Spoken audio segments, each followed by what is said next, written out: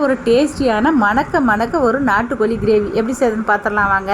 ஒரு 1.5 கிலோ நாட்டுக்கோழி க்ளீன் பண்ணி நான் குக்கரில் சேர்த்திருக்கேங்க. 2 டீஸ்பூன் இஞ்சி பூண்டு பேஸ்ட்டு, கொஞ்சமாக உப்பு, 1 டீஸ்பூன் மிளகாத்தூள், 1/2 டீஸ்பூன் மஞ்சத்தூள் போட்டு கொஞ்சமாக தண்ணி விட்டு ஒரு 5 விசில் வேக வச்சு நம்ம எடுத்து வச்சுக்கலாம். இப்போ மசாலா ரெடி பண்ணிக்கலாம். 3 டேபிள் ஸ்பூன் மல்லி போட்டு லைட்டாக வறுத்துக்கலாங்க. இப்போ சோம்பு 1 டீஸ்பூன், ஜீரகம் 1 டீஸ்பூன், 4 ஏலக்காய், 4 கிராம்பு, 2 பட்டை இது லைட்டாக போட்டு வறுத்து எடுத்து வச்சுக்கலாம். 2 டேபிள் ஸ்பூன் மிளகு போட்டு அதையும் நல்லா லைட்டாக வறுத்துக்கலாம். 1 டீஸ்பூன் கசகசா அதையும் நல்லா லைட்டாக வறுத்து வச்சுக்கலாங்க. கைப்பிடி அளவுக்கு நம்ம தேங்காய் துருவல் இதையும் லைட்டாக எடுத்து வச்சுக்கலாம். இது எல்லாமே நல்லா ஆறந்து இந்த மசாலாவை எல்லாம் ஒன்றா போட்டு லைட்டாக பவுட்ராட்டம் நம்ம அரைச்சி வச்சுக்கலாங்க, தண்ணி ஊற்றாத.